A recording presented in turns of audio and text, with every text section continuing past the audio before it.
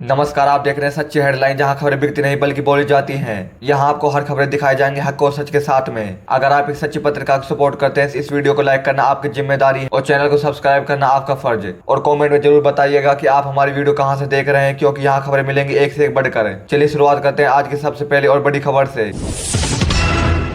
देश में बढ़ती महंगाई पर भड़के कांग्रेस नेता लगाए बीजेपी सरकार पर आरोप। देश में बढ़ती महंगाई पर कांग्रेस के नेताओं ने सत्ता में बैठी सरकार के खिलाफ आवाज उठाई और मोदी पर निशाना साधा। कहा, मोदी जी ने बीजेपी सरकार आने से पहले महंगाई कम करने के वादे किए थे, वो अभी तक पूरे नहीं हुए हैं। सभी वादे खोखले हैं। आज भी पूरा देश महंगाई से जूझ रहा है। इसी के बीच एक बहुत बड़ी खबर आई है।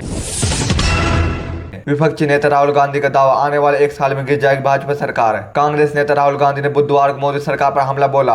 उन्होंने कहा कि देश में जल्दी गंभीर आर्थिक संकट आ सकता है और सरकारी संस्थाओं में भी अंतोष बढ़ रहा है। राहुल गांधी का दावा है कि मोदी सरकार जो व्यवस्था बनाई थी वो अब कमजोर पड़ रही है।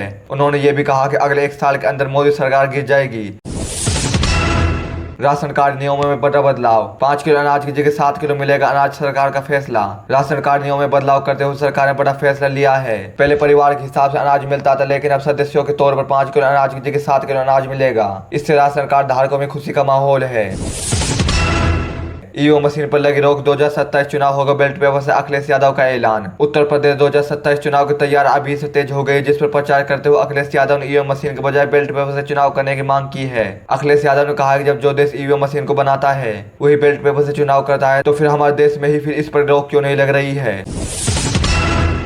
मोदी की डिग्री पर उठे सवाल, संजय सिंह ने दी मोदी के खिलाफ कोर्ट में याचिका। पीएम मोदी की डिग्री का विवाद 2 बार से गरमाया हुआ है, जिस पर आम आदमी पार्टी के नेता संजय सिंह ने उनके खिलाफ कोर्ट में याचिका दी है। संजय सिंह ने कहा है कि अमित शाह जी कहते हैं कि मोदी ने बीए की पढ़ाई की हुई है, मोदी ग्रेजुएट हैं। अगर मोदी जी सच में ग्रेजुएट हैं तो अपनी बीए की डिग्री को क्यों छुपाते हैं, क्यों इस डिग्री को सार्वजनिक नहीं करते। संजय सिंह ने इसके खिलाफ कोर्ट में याचिका दायर कर दी है। दिल्ली में अमित शाह से मिले योगी, 40 मिनट तक चली बैठक। उत्तर प्रदेश के मुख्यमंत्री योगी आदित्यनाथ मंगलवार को दिल्ली में केंद्रीय गृह मंत्री अमित शाह से मिले। दोनों नेताओं की मुलाकात करते हुए भवन में हुई और करीब 40 मिनट तक बातचीत चली। उत्तर प्रदेश बीजेपी संगठन में हाल ही में हुए बदलाव के बाद इस बैठक को काफी महत्वपूर्ण माना जा रहा है कि दोनों नेताओं ने आगामी उत्तर प्रदेश विधानसभा चुनाव की तैयारियों पर भी चर्चा की है। सपा सरकार बनते उत्तर प्रदेश के लोगों को 300 यूनिट बिजली फ्री मिलेगी, अखिलेश यादव का वादा। पूर्व मुख्यमंत्री अखिलेश यादव ने कहा है कि सपा सरकार बनते उत्तर प्रदेश की जनता को 300 यूनिट बिजली फ्री दी जाएगी और महिलाओं को 40,000 रुपए की पेंशन दी जाएगी। अखिलेश यादव ने कहा है कि भाजपा सरकार ने स्मार्ट मीटर लगाकर उत्तर प्रदेश की जनता को बेवकूफ बनाया है। एसआईआर के बाद उत्तराखंड में 8.26 लाख वोटरों के नाम हटाने की संभावना। उत्तर प्रदेश में वोटर लिस्ट की जांच एसआईआर के बाद करीब 8.26 लाख लोगों के नाम हटाए जा सकते हैं। राज्य के अतिरिक्त मुख्य निर्वाचन अधिकारी विजय कुमार जोगंदर ने बताया कि नई ड्राफ्ट वोटर लिस्ट में 71.33 लाख से ज्यादा वोटरों के नाम शामिल है। नई सूची 52% पुरुष, 47% महिला और 217 थर्ड जेंडर वोटर शामिल है। गृह मंत्री अमित शाह की बढ़ सकती है मुश्किलें, उनका एक 10 साल पुराना केस हुआ ओपन। केंद्रीय गृह मंत्री अमित शाह को 25 जुलाई 2010 को सोहराबुद्दीन शेख फ्रेंड एनकाउंटर में सीबीआई ने गिरफ्तार किया था। उन पर हत्या, अपहरण और जबरन वसूली जैसे आरोप लगाए गए थे। इस मामले में उन्हें करीब 3 महीने जेल में रहना पड़ा। बाद में अक्टूबर 2010 में अदालत ने उन्हें जमानत दे दी, लेकिन कुछ समय तक गुजरात से बाहर रहने का आदेश भी दिया गया था। बांकीपुर उपचुनाव पर प्रशांत किशोर ने जताई 96 करोड़ संपत्ति, पत्नी के पास 100 करोड़ से ज्यादा की जायदाद। जनसुराज पार्टी जेएसपी के नेता प्रशांत किशोर ने बांकीपुर विधानसभा चुनाव के नामांकन दाखिल करते हुए अपनी संपत्ति की जानकारी दी है। हलफनामे के मुताबिक उनके पास करीब 96 करोड़ रुपए की संपत्ति हुई। उनकी पत्नी और डॉक्टर जावेद दास के पास 100 करोड़ रुपए से ज्यादा की संपत्ति है। बंगाल चुनाव में हुआ नया फेरबदलाव, ममता बनर्जी पहुंची हाईकोर्ट। हाल ही में हुए बंगाल चुनाव में वोटों के फेरबदलाव में ममता बनर्जी हाईकोर्ट पहुंची। वहां जाकर उन्होंने भाजपा सरकार पर आरोप लगाते हुए कहा कि बंगाल चुनाव में हजारों वोटों की चोरी हुई है और एसआईआर के नाम पर 76 लाख वोट वोटर लिस्ट से काट दी गई है, जिसके खिलाफ ममता बनर्जी ने कोर्ट में याचिका दायर की है। ममता बनर्जी ने कहा है कि बंगाल चुनाव 2 बार से होना चाहिए।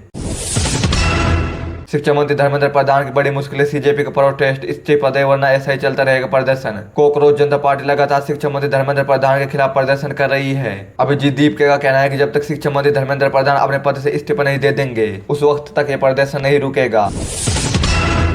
अभिषेक बनर्जी की तरह सयानी घोष को भी घेरा पब्लिक ने। बेईमानी गद्दार का लगाया नारा। सयानी घोष बरूईपुर में रेप पीड़ित के परिवार से मिले पहुंची। इस दौरान वहां मौजूद लोगों ने उनको घेर लिया और गद्दार व बेईमान कहकर नारे लगाने लगे। कुछ लोगों ने उससे पूछा कि बिकने के लिए कितने पैसे लिए। माहौल बिगड़ने पर उन्हें वहां से तुरंत लौटना पड़ा। वही सयानी घोष के संसदीय क्षेत्र जयादपुर का हिस्सा है। 4 जुलाई को यहाँ 12 साल की एक बच्ची लापता हो गई थी। अगले दिन उनका शव सूर्यपुर हाट इलाके में एक बोरी में के अंदर मिला। छत्तीसगढ़ सरकार का बड़ा फैसला। कम गंभीर नक्सल मामलों में कैदियों को मिलेगी रिहाई। छत्तीसगढ़ सरकार ने फैसला किया है कि नक्सली गतिविधियों से जुड़े ऐसे मामलों की जांच की जाएगी जिनमें किसी की मौत नहीं हुई है और ज्यादा गंभीर नहीं है। ऐसे मामलों में सरकार केस वापस ले सकती है और जेल में बंद लोगों को रिहा कर सकती है। साथ ही आरोपियों को कानूनी मदद के लिए सरकारी वकीलों की एक टीम भी बनाई जाएगी। महाराष्ट्र की लाडली बहना योजना से 92 लाख महिलाओं के नाम हटे। महाराष्ट्र सरकार ने महिलाओं के लिए चलाई जा रही माझी लाडली बहन योजना से 92 लाख महिलाओं के नाम हटा दिए गए हैं। पहले सरकार ने कहा कि ई-केवाईसी के बाद करीब 80 लाख नाम हटेंगे, लेकिन अब यह संख्या बढ़कर 92 लाख हो गई है।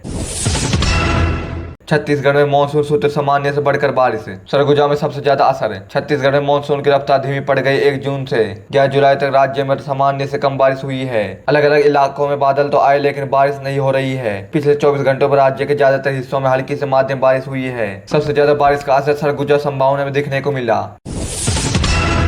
राहुल गांधी की बड़ी मुश्किलें। मनहानि केस में 15 जुलाई को आएगा कोर्ट का फैसला। लोकसभा अध्यक्ष राहुल गांधी की मुश्किलें बढ़ती नजर आ रही है। मनहानि केस में उनकी तरफ से कोर्ट को दी गई याचिका कोर्ट ने रद्द कर दी है। कोर्ट ने कहा है कि 15 जुलाई को इसकी जांच होगी। ये मामला उस मामले से जुड़ा है जिसमें बीजेपी नेता विजय मिश्रा द्वारा राहुल गांधी की ऑडियो सीडी को फोरेंसिक जांच से खारिज कर दी थी। विजय मिश्रा का कहना है कि सीडी की जांच राहुल गांधी की आवाज से कराई जाए ताकि सच्चाई सामने आ सके।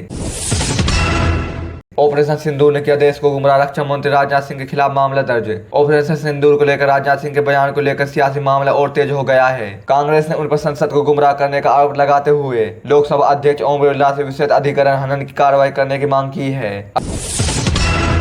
अमेरिका ईरान तनाव बढ़ा। दोनों देशों ने किए एक दूसरे पर हमले। अमेरिका और ईरान के बीच तनाव फिर बढ़ गया है। जुलाई की शुरुआत में ईरान ने होर्मुज जलमरू माध्यम में कुछ व्यापारी जहाजों पर हमला किया। इसके जवाब में अमेरिका ने ईरान के मिसाइल ठिकानों पर हवाई सुरक्षा सिस्टम और नौसैनिक अड्डों पर हवाई हमले किए। इसके बाद ईरान में पलटवार करते हुए बहरीन, कुवैत, कतर और जॉर्डन में मौजूद अमेरिका और उनके सहयोगी देशों के सैन्य ठिकानों पर हमला कर दिया। बांकीपुर में एक शक्ति प्रदर्शन। नीरज और बंटी एक मंच पर। बीजेपी के राष्ट्रीय अध्यक्ष नितिन नवीन ने मंगलवार को बांकीपुर विधानसभा सीट से उम्मीदवार नीरज कुमार सिन्हा और नामांकन वापस लेने वाले अभिषेक बंटी को एक साथ मंच साथ लेकर पार्टी की एकजुट दिखाई। उनके इस कदम से विपक्षी दलों में हलचल मच गई। Maharashtra ET 2026 paper leak. जूते में छिपाकर बाहर ले जा रहे थे पक्ष पत्र। महाराष्ट्र में सरकारी शिक्षक बनने के लिए होने वाली टीईटी 2026 परीक्षा पेपर लीक मामले में बड़ा खुलासा हुआ। रिपोर्ट के मुताबिक आगरा की एक प्रिंटिंग प्रेस से परीक्षा के पक्ष पत्र जूते में छिपा कर ले जाए गए। सख्त सुरक्षा के बावजूद इस तरह के पेपर तस्करी की गई। बिहार की बांकीपुर विधानसभा सीट से जनशक्ति जनता दल की उम्मीदवार वीना मानवी का नामांकन रद्द कर दिया गया है। इस मामले की जानकारी लेने के लिए पार्टी प्रमुख तेज प्रताप यादव मंगलवार को पटना कलेक्टर में डीएम से मिले। फिलहाल नामांकन रद्द होने की वजह सामने नहीं आई है। चुनाव आयोग ने भी आधार के तौर पर वीना मानवी का नामांकन रद्द होने की पुष्टि कर दी है। महाराष्ट्र सरकार के मंत्री बीजेपी नेता नितेश राणे ने अयोध्या राम मंदिर के चढ़ावे की कथित चोरी को लेकर विपक्ष के आरोपों का जवाब दिया। उन्होंने कहा कि जो लोग इस मुद्दे पर सवाल उठा रहे हैं वो औरंगजेब के वंशज हैं। राणे ने यह भी कहा कि विपक्षी राम मंदिर चढ़ावे सवाल उठाते हैं। राणे ने यह भी कहा कि विपक्ष राम मंदिर चंदा चोरी पर सवाल उठाता है लेकिन मस्जिदों के चंदे और हज यात्रा के पैसों में कथित गड़बड़ी पर कुछ नहीं बोलता।